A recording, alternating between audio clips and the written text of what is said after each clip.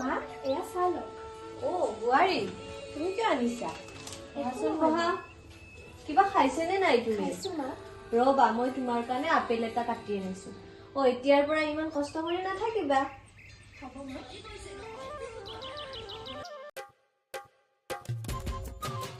বিজুলী, বিজুলী ঘৰত আছনে? চম্পা ইয়াতে আছো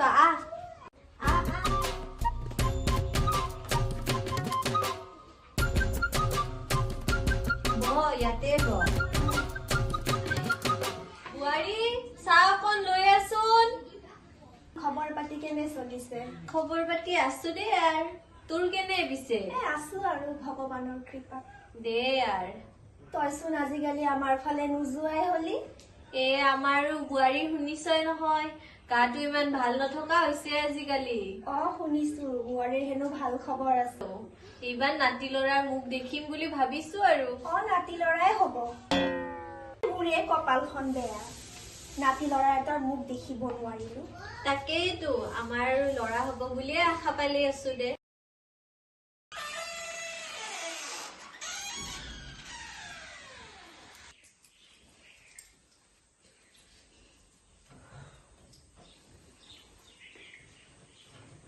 শুনাচোন, কওকচোন।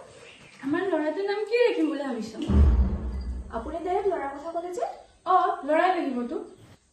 বুঢ়া কালত কোনে চাব? ল'ৰাইটো চাব, ছোৱালীকটো বিয়া দি উলিয়াই দিব লাগিব। আপুনি বুজক। এজনী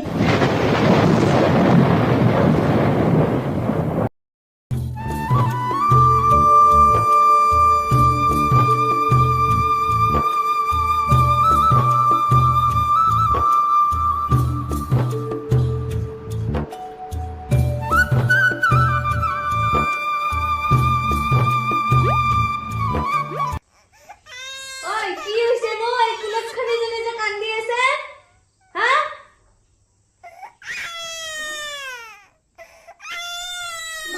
ইমানকৈ কান্দি আছে, অলপ ৰখচোন। কিয় মই নোৱাৰো? লৈ যা তুমি কুলক্ষণী ছোৱালীজনী। নাতি লৰাটো দিব নোৱাৰিলে দিন ৰাত কান্দি থাকিব। যা গুচি যা ইয়াৰ পৰা। হেৰি শুনকচোন, কি হ'ল? এইবাবি দুটামান। মই নোৱাৰো দে। আজি তই ছোৱালী হৈ জন্ম হোৱাৰ বাবে সকলোৱে মোক অৱহেলা কৰি আছে।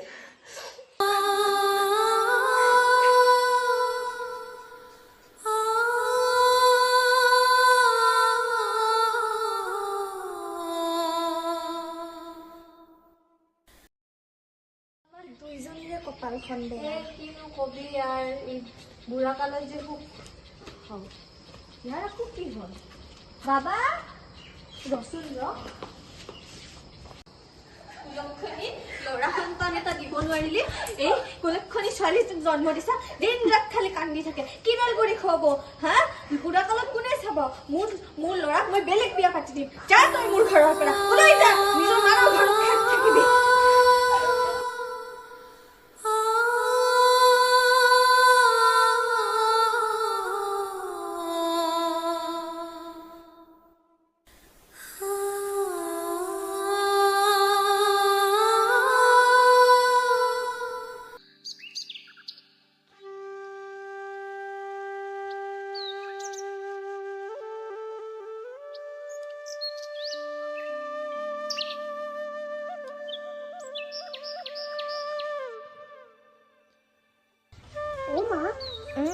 যোৱাকালি নহয়, স্নেহা যে আছে, তাই স্কুলত ইমান ধুনীয়া এডাল হেয়াৰ বেণ্ড মাৰি আহিছিলে। তুমিও মোক এডাল তেনেকুৱা কিনি দিবাচোন মা। দিম দিয়া। এতিয়া ব'লা স্কুল যাওঁ। আইতা, আইতা মই আহোঁ দেই। পঢ়ি ডাঙৰ মানুহ হয়। আইতা।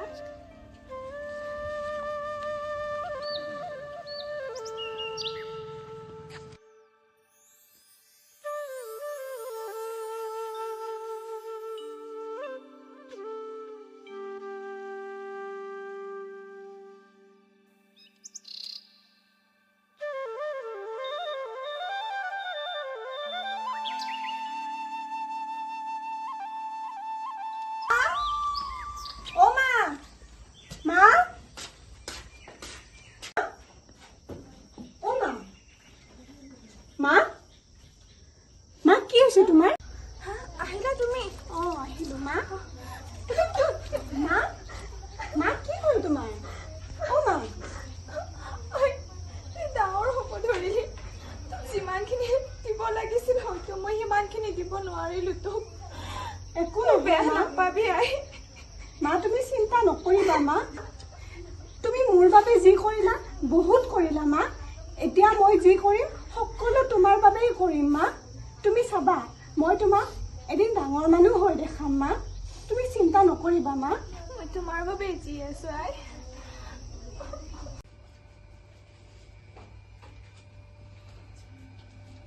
আইজনীও ভালকৈ পঢ় গাখীৰ গিলাচ খাই ল অঁ মা তই সকলোকে দেখুৱাই দিব লাগিব যে তইও কিবা এটা কৰিব পাৰিবি বুজিছা অ, মা। পঢ়া দেই হ'ব মা জলদি কৰা জলদি আহা কৈছো দেৰি হৈছে লোৱা লোৱা লোৱা অঁ মা অঁ মা আহোঁ দেই মোক আশীৰ্বাদ কৰিবা দেই মা মোৰ আশীৰ্বাদ তোমাৰ লগত সদায় আছে অঁ যা মা আশীৰ্বাদ দিবা দেই অঁ মা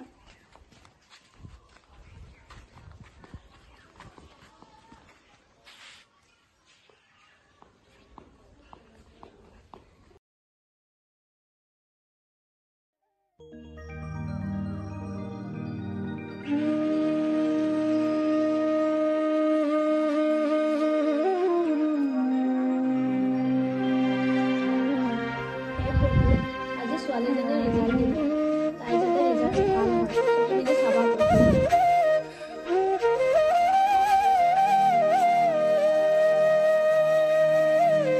মা অঁ মা মা মোৰ চিলাই থৈ গ'লা মা খাইছা অঁ মা ভগৱানে চাব চাব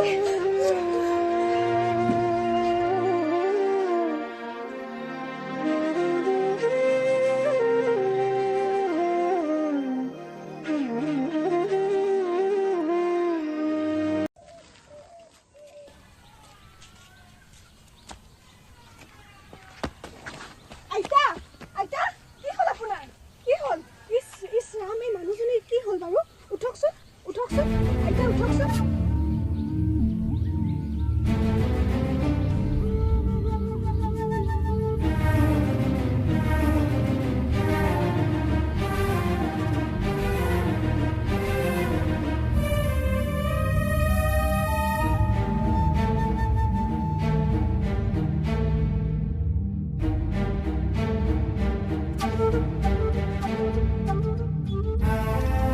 মা অঁ মা কি হ'ল আইতা আপুনি ঠিকে আছে ন আইতা মা আপুনি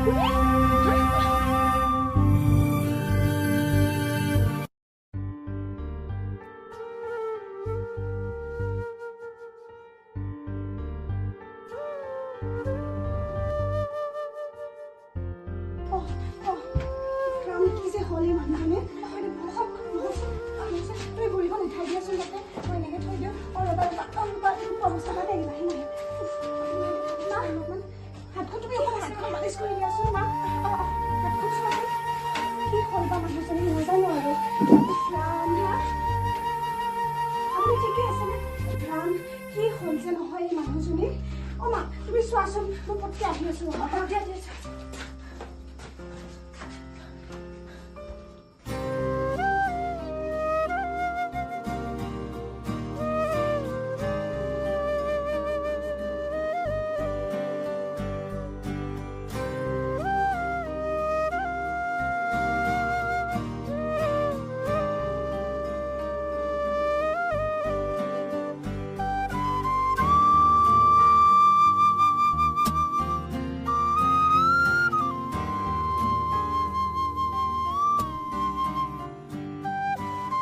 মা অঁ মা কি হ'ল তোমাৰ আৰু তুমি যে মা বুলি ক'লা কোন হয়নো এইটো এইজনীয়ে তোৰ আইতা হয় তোৰ দেউতাৰ মা হয় এইজনী আইতা হয়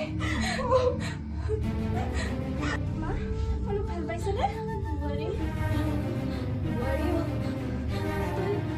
তই ইয়াতে থাক বোৱাৰী তই ইয়াতে আছো আইজনীও আইজনী মইতো বহুত কষ্ট দিলোঁ মইতো বহুত মোক মাফ কৰি দিয়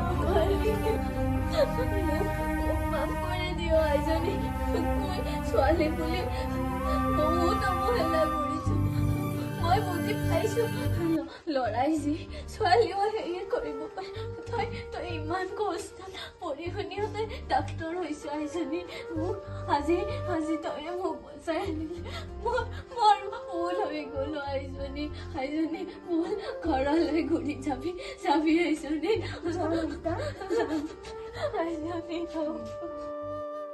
নাৰী এই শব্দৰ কোনো জানো অৰ্থ আছে হয়তো নাই এই শব্দক এক অৰ্থৰে কোনোদিন প্ৰকাশ কৰিব নোৱাৰি নাৰী মানে অনন্য সৃষ্টিকৰ্তা সহ্য শক্তিৰ দ্বিতীয় চিনাকি যেন নাৰী জন্মৰ পৰা যেন সহ্যই কৰে কিন্তু কোনোদিন বিপক্ষে মূৰ দাঙি নুঠে হাঁহি হাঁহি কঠিন জীৱনটো সহজ কৰি জি উঠে পণ ললে সকলো কৰি উঠে এক দিশে দুৰ্গা অন্য দিশে কালিমা সহজ সৰল মনেৰে সকলো গঢ়াই তুলিব পাৰে লগতে ধ্বংসৰূপী হৈ সকলো ধ্বংসও কৰি তুলিব পাৰে নিজৰ পৰিয়ালটোক আগুৱাই নিব নোৱাৰিব বুলিয়ে এই কাহিনীটিত অকণমানিজনীক মাকৰ লগত ঘৰৰ পৰা উলিয়াই দিয়া হ'ল অৱশেষত তাইয়ে আইতাইকৰ কাষত জীৱনদাত্ৰী ৰূপে থিয় হ'ল সময়ৰ খেলা চাওকচোন যিগৰাকী অকণমানিক আইতাইকে কুলক্ষণী বুলি ভাবি ঘৰৰ পৰা উলিয়াই দিছিল তেওঁৱে নিজৰ মনত কোনো ধৰণৰ সুখ নাৰাখি নিজৰ জীৱনত উন্নতিৰ পথত থিয় হৈ আইতাইকক এদিন জীৱন প্ৰদান কৰিব পাৰিলে এওঁকে জন্মৰ লগে লগে মৃত্যুৰ মুখত ঠেলি দি আকৌ গৃহলৈ লক্ষ্মীক মতা হয় নিজৰ ভৱিষ্যত প্ৰজন্মৰ আশা কৰা হয়